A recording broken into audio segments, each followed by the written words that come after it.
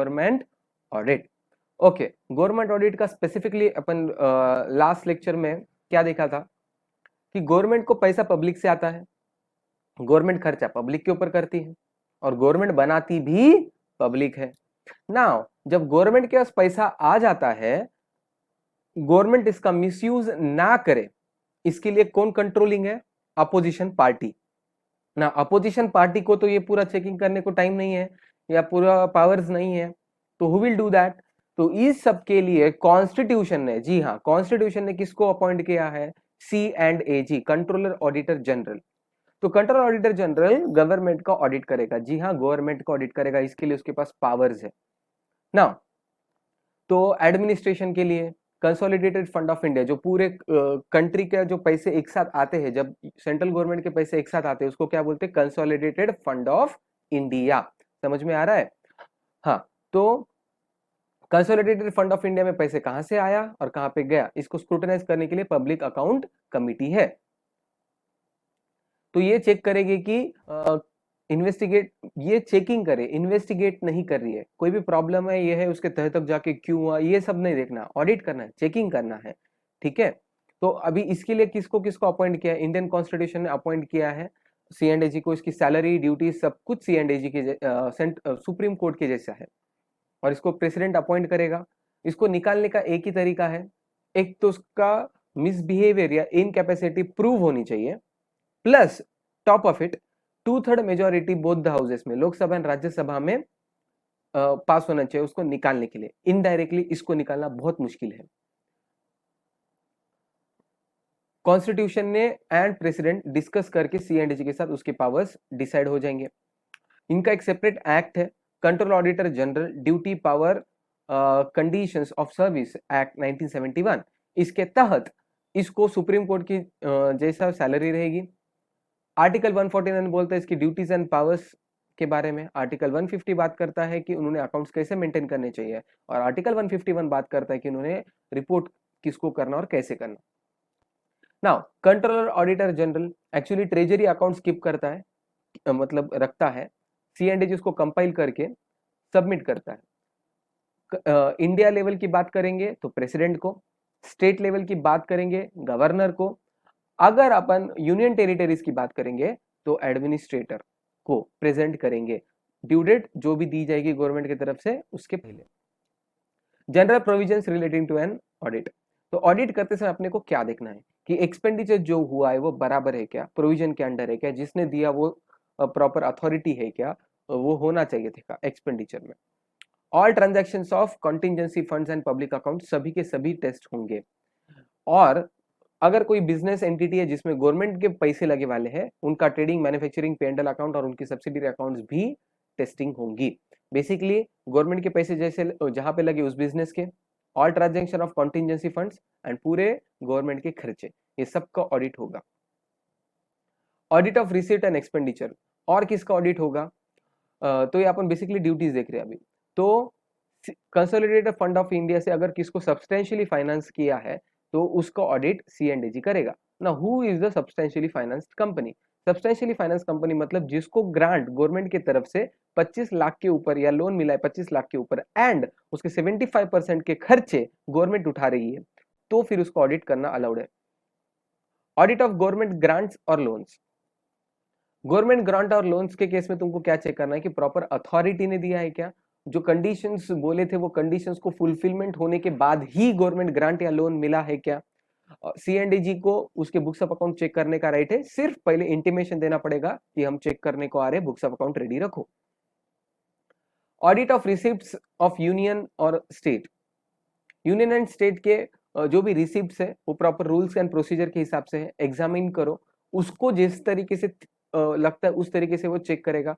क्योंकि जो नोटिस है, क्या बोलते हैं, असेसमेंट है, कितने पैसे आने चाहिए, वो कलेक्शन एंड प्रॉपर एलोकेशन, ये सब चीजें C&AG चेक करेगा कि state, union territory and country ने प्रॉपर से पैसे जमा किए हैं, जो प्रोसीजर है उस तरीके से, जितना बोला उतना ही पैसा किया है, ये सब चेक करना। Audit of accounts and stores and inventory, तो स्टॉक ऑडिट बेसिकली ये भी करेंगे। Audit of government companies and corporations, जो कंपनी जिसके अंदर 51% stake central government, state government या एनी कॉम्बिनेशन का है, तो उनका ऑडिट कंपनीज एक्ट के हिसाब से होगा, बस उसका auditor C&AG section 139 subsection 5 and 7 के हिसाब से अपॉइंट करेगा और वो सीए ऑडिट करेगा। जनरली चार्टर्ड अकाउंटेंट या ऑडिटर ये सिर्फ शेयर होल्डर को रिपोर्ट देते हैं। इन case of government company C&AG को भी रिपोर्ट जाएगा। C&AG इस ऑडिटर को स्पेसिफिकली डायरेक्शन भी दे सकता है कि तुझे और क्या क्या करना है, और इतना पावर C&AG के पास है। Now what are the exclusive powers of C&AG?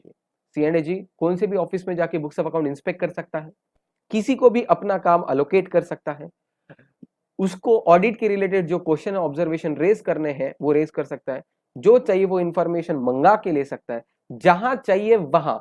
एक तो C&AG ऑफिस में जाके गवर्नमेंट कंपनीज के ऑफिस में जाके चेक कर सकता है, या C&AG बोले वहां पे वो डॉक्यूमेंट भेजने के लिए ऑर्डर दे सकता है, प्लस सैंपलिंग करना अलाउड है उसको। Next is expenditure audit. Expenditure audit अभी तक अपन ने क्या देखा कि C&AG एंड उसके ड्यूटीज पावर्स ये देख लिए। Now expenditure audit, expenditure audit basically divided into 5 parts. कौन से 5 parts? Audit of rules and order, जो भी खर्चा हुआ रूल्स के हिसाब से हुआ है कि नहीं। ऑडिट ऑफ सैंक्शन, जो भी खर्चा हुआ, जितना प्रोविजनिंग किया था, जितना बजट दिया था उसके अंदर से हुआ है और जिसने बोला है वो प्रॉपर पर्सन है क्या। Audit against provision of funds, जो बजटिंग दिया उसके अंदर। Proprietary audit, proprietary audit basically क्या बोलता है कि खर्चा किया है, रूल्स के हिसाब से किया है, ओके, सब दायरों में किया है, बट बेसिकली ये होना ही चाहिए था क्या? अगर ये तुम्हारे खुद के पैसे होते तो तुम यही करते थे क्या? ये क्वेश्चन पूछो, उस हिसाब से ऑडिट करो। परफॉर्मेंस ऑडिट ये बोलता है कि जिस इंटेंशन से अपन ने खर्चा किया था उसके बाद के जो रिजल्ट्स है उतने ही रिकूप हो रहे हैं क्या? जो अपन ने सोच के खर्चा किया था उसके रिजल्ट्स अप्रोप्रिएट मिल रहे हैं क्या? और खर्चा करते समय ये सोचो कि इससे सस्ते में हो सकता है क्या कोई ऑप्शन, तो उस ऑप्शन के हिसाब से करो। उसके अंदर audit of rules and orders, basically confirm करो कि जो भी लॉज रेगुलेशंस बने हैं उसके हिसाब से है क्या, कॉम्पिटेंट पार्टी ने रूल, कॉम्पिटेंट पार्टी के हिसाब से मतलब वो रूल बनाए गए हैं क्या, और जिसके पास पावर है उसने खर्चा किया है क्या। अपना चल रहा था एक्सपेंडिचर ऑडिट के अंदर रूल्स एंड ऑर्डर्स। ओके, तो रूल्स एंड ऑर्डर्स के अंदर क्या 3 चीजें में पार्ट में डिवाइड हो जाता है। रूल्स एंड ऑर्डर जब भी तुमको चेकिंग करना है, पहले देखो कि पावर, इसका एग्जांपल मैंने दिया था तुमको, ICAI को 500 करोड़ का ट्रेनिंग प्रोजेक्ट ओपन करना है फॉर स्टूडेंट्स, तो he is having the authority, finance minister having the authority.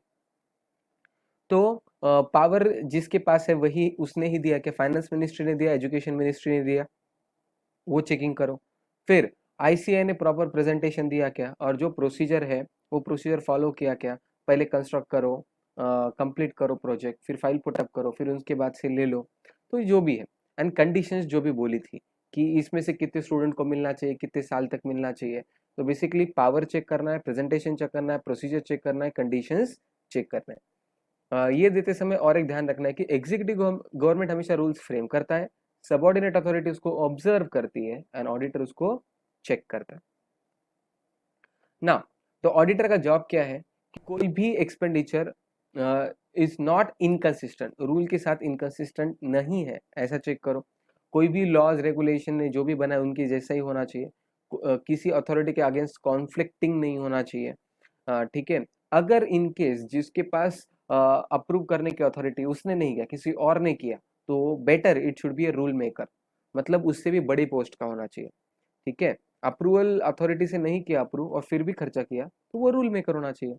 अभी रूल्स का इंटरप्रिटेशन करना ही पड़ता है ऑडिटर को, that's why auditor is considered as quasi judicial. Quasi judicial मतलब, क्वाजी मतलब सेमी, जुडिशियल मतलब जो इंटरप्रिटेशन निकालता है।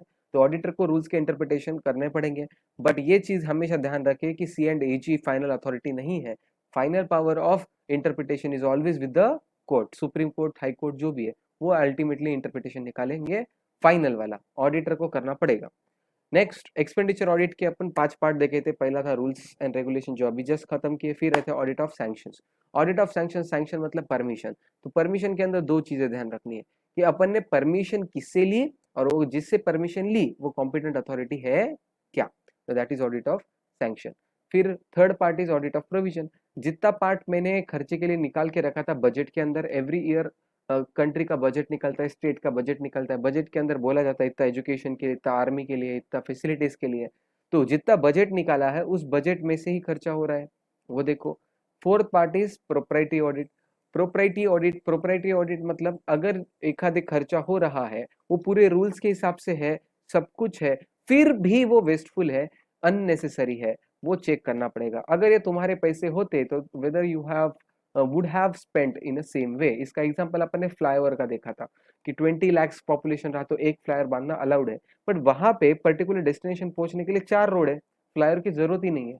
फिर भी रूल्स पे बोला है 20 लाख के ऊपर पॉपुलेशन रहा तो फ्लाईओवर कंस्ट्रक्ट कर सकते। नो, आई नो कि ये रूल्स के हिसाब से हुआ, सब कुछ सही है, स्टिल स्टिल ये वेस्टफुल है। तो ऑडिटर की ड्यूटी है कि check into his wisdom, faithfulness and economy of transaction, वो ऑडिटर का काम है। ऑब्वियसली ये सब करते समय कोई प्रिसाइज रूल नहीं रह सकता है कि क्या रूल सर के एग्जैक्टली क्या चेक करना है। इट्स अ कॉमन सेंस की जरूरत है या नहीं है वो देखो। स्टिल मतलब ये कॉमन सेंस होते हुए भी ऑडिट कोड ऑफ कंडक्ट में कुछ प्रिंसिपल्स बोले, obviously they are not exhaustive, they are just guidelines. फिर भी ऑडिटर को ऑडिट करते समय अपना ही दिमाग लगाना है कि गवर्नमेंट ने जो खर्चा किया सच में ये करने की जरूरत थी क्या।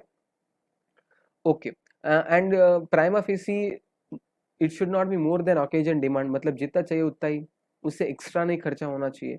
मतलब जहाँ पे सस्ते में काम हो सकता था, जैसा मैंने इसके लिए एग्जांपल दिया था ग्रिल्स का, रोड के बीच में डिवाइडर, स्टील के ग्रिल्स के, सीमेंट से काम हो सकता था, वाई टू यूज स्टील जो कि महंगा है।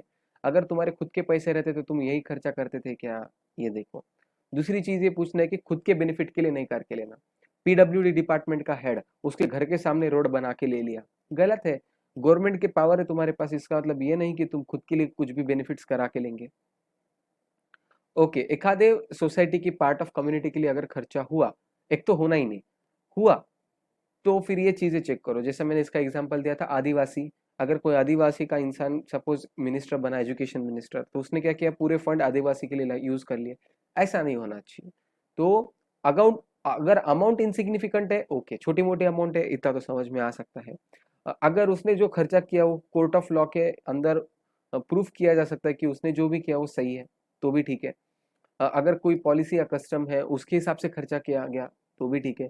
इसका एग्जाम्पल मैंने बोला था कि महाराष्ट्र का सीएम हमेशा पंढरपुर की विट्ठल की मतलब पूजा करते हैं, तो वो खर्चा, या मुंबई पुलिस चद्दर चढ़ाती है दरगाह पे, फर्स्ट चद्दर, तो ये जो चीज है वो एज अ कस्टम होती है, इसके ऊपर कोई एक्शन नहीं लेना चाहिए, because it's of custom, that's why अपन ये चीजें कर रहे हैं।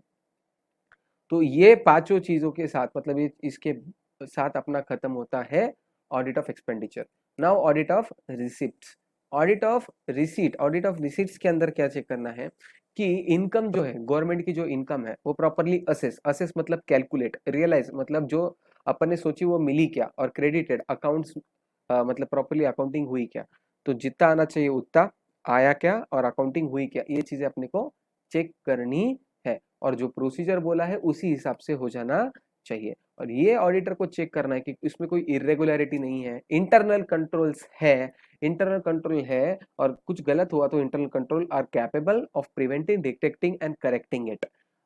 इसके थ्रू रिसीट में ये तुमको चेक करना पड़ेगा कि कोई डबल रिफंड तो नहीं हो रहे, फ्रॉडुलेंट रिफंड के रिसीट्स तो नहीं बनाए जा रहे, कोई इसमें से फायदा तो नहीं उठा रहा गवर्नमेंट ऑफिशियल, ये तुमको चेक करना है। अपन ऑडिट करने को आए, इन्वेस्टिगेशन नहीं करना है, ये चीज दिमाग में रखना पड़ेगा। एक आधा एक्सेप्शन भी रहा तो उसके डिटेल तक मत जाओ, ठीक है, एक जनरली देखो कि प्रोसीजर है क्या, whether it is being followed, generally checking करना पड़ेगा, ठीक है। कितना डिटेल में चेक करना है वो सी एंड एजी डिसाइड करेगा, और सी एंड एजी तुमको गाइडलाइंस देगा, उस हिसाब से ऑडिटर सैम्पलिंग करेगा। हमेशा याद रखो कि अपनी जूनियर टीम जो है वो चेकिंग करती है, उसका सुपरवाइजर जो हेड होता है उसने क्या चेक किया या वो बराबर कर रहा है कि नहीं, टेस्टिंग करेगा, और जो अपना ग्रुप लीडर है वो अपने को डायरेक्शंस देते रहेगा। ऑडिट किधर करना है, दोनों जगह करना है, सेंट्रल लेवल जहाँ पे वाउचर्स बन रहे, लोकल लेवल जहाँ पे सच में एक्चुअली खर्चा हो रहा है, दोनों जगह अपने को टेस्टिंग करनी पड़ेगी। So that's inventory. आज का सेशन यहाँ से चालू हुआ था। स्टोर्स एंड इन्वेंट्री मतलब स्टॉक ऑडिट। तो स्टॉक ऑडिट के टाइम पे तुमको purchase, sale, receipt and consumption और इशू, इसके रूल्स रेगुलेशंस पढ़ने हैं, स्टॉक ऑडिट करना है, इसके अंदर कोई प्रॉब्लम्स आए, वैल्यूएशन में प्रॉब्लम्स आए, कंट्रोल में प्रॉब्लम्स आए, तो तुमको रिपोर्ट करना है गवर्नमेंट को। फिर प्राइजेस एज पर कॉन्ट्रैक्ट के हिसाब से, क्वालिटी एंड क्वांटिटी भी एज पर कॉन्ट्रैक्ट होनी चाहिए, इसमें कोई प्रॉब्लम है तो रिपोर्ट करो। जैसा स्टोर्स लेजर कार्ड में purchase, sale, balance, quantity, rate, amount वो होता है, वो सब मेंटेन है कि नहीं देखो। कॉस्टिंग में जो पढ़े थे reorder level, maximum level, minimum level, वो लेवल्स मेंटेन्ड है कि नहीं वो भी देखो। नेक्स्ट, कोई स्टॉक एक्सेसिव आइडल नहीं होना चाहिए, जितना जरूरत है उससे ज्यादा स्टॉकिंग करके रखे वाली है, या फिर बहुत दिनों से आइडल है, मतलब क्यों ऑर्डर किए पता नहीं, तो उसको रिपोर्ट करके बोल दो, क्योंकि प्रॉपर अप्रोप्रिएट एक्शन में बी टेकन।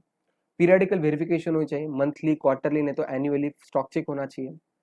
ठीक है, प्राइस चार्ज भी रीजनेबल होना चाहिए, जैसे परचेस के टाइम पे अगर प्रॉपर पे कर रहे हैं तो वैसे ही सेल के टाइम पे भी प्रॉपर चार्ज होना चाहिए। ठीक है, बुक्स ऑफ अकाउंट्स के हिसाब से stock real physical stock match होना चाहिए। तो ये है स्टॉक ऑडिट का काम।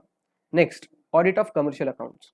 गवर्नमेंट कंपनीज के, मतलब जो गवर्नमेंट कंट्रोल में बिजनेस आते हैं वो 3 टाइप के होते हैं, department, statutory bodies and companies. Department मतलब रेलवेज, स्टैट्यूटरी बॉडीज मतलब जो सिर्फ स्पेसिफिक एक्ट बना है और उस एक्ट के हिसाब से वो अकेला ऑर्गेनाइजेशन है, LIC, life insurance corporation, RBI statutory body. ठीक है, ऐसे बहुत सारे हैं। वो थर्ड आता है companies.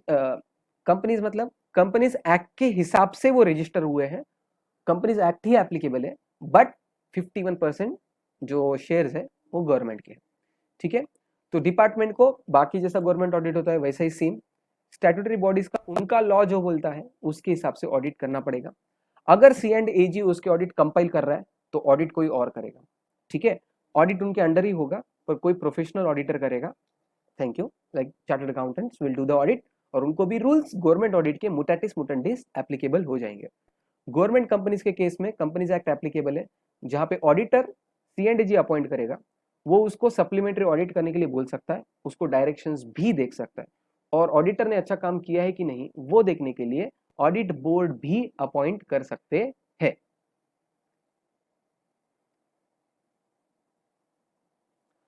Role of C&AG in case of government audit. Government companies के केस में क्या है? गवर्नमेंट कंपनीज मतलब स्टेट गवर्नमेंट, सेंट्रल गवर्नमेंट और एनी कॉम्बिनेशन 51% शेयर्स खरीद लिए हैं, तो गवर्नमेंट कंपनीज, इनका ऑडिटर C&AG अपॉइंट करता है। ऑडिटर उनको ही रिपोर्ट करेगा, और एक्शंस और क्या करना है ऑडिट उसको डायरेक्शंस भी C&AG देगा। ऑडिट ऑडिटर C&AG को रिपोर्ट सबमिट करेगा, उस रिपोर्ट के अंदर जो भी नेगेटिव कमेंट्स है उसके ऊपर बोर्ड ऑफ डायरेक्टर एक्सप्लेनेशंस देंगे, फिर C&AG उसको पढ़ाई करेगा। पढ़ाई करने के बाद अगर C&AG को लगता है कि इसका एडिशनल ऑडिट होना चाहिए, तो एडिशनल ऑडिट का नाम है स्टैट्यूटरी ऑडिट, वो करवा सप्लीमेंट्री ऑडिट करा सकता है 60 डेज के अंदर। फिर ये ऑडिट करने के लिए वो ऑथराइज पर्सन को अपॉइंट करेगा और उसको क्या करना है वो भी बोलेगा। फिर ऑथराइज पर्सन सप्लीमेंट्री ऑडिट करेगा और फिर उसका रिपोर्ट C&AG के पास सबमिट करेगा। फिर C&AG उसके ऊपर कमेंट्स लिखेगी और कंपनी को बोलेगी जिनको जिनको मेन ऑडिट रिपोर्ट गया है उनको उनको main audit report plus supplementary audit के कमेंट्स रिपोर्ट दोनों जाना चाहिए, और ये कंपनी का काम है उन तक पहुंचाना। उसके बाद टेस्ट ऑडिट भी कर सकती है, उसको भी जो भी रूल्स रेगुलेशंस एप्लीकेबल रहेंगे। नेक्स्ट, गवर्नमेंट ऑडिट का रिपोर्टिंग। रिपोर्टिंग सिर्फ ऑडिट करके रिपोर्ट सबमिट करना उतना ही इंटेंशन नहीं है, उसके अगेंस्ट एक्शन लेनी चाहिए, एक्शन लेके वो रिपीट नहीं होना चाहिए नेक्स्ट ईयर, उसका भी ध्यान रखना चाहिए। ठीक है, सिर्फ लेजिस्लेचर के लोकसभा राज्यसभा में दे दिए, प्रेसिडेंट को दे दिए, मेयर को दे दिए, एडमिनिस्ट्रेटर को दे दिए, इतना ही नहीं है। पब्लिकली उसको पब्लिसाइज करो, क्रिटिसाइज करो, so that general public aware होंगी और गवर्नमेंट कंपनीज को डर लगा रहेगा कि पब्लिक देख रही है, वो अगेंस्ट एक्शन ले सकती है, रूलिंग पार्टी भी गिर सकती है, अपोजिशन पार्टी आ सकती है, तो ये जो माहौल है वो करेक्ट मेंटेन रहेगा, and that's why whole government audit concept. Okay, I guess government audit concept तुमको समझ में आया अच्छे से। That's it for the day. Next session, next chapter, be Indian buy Indian. Thank you.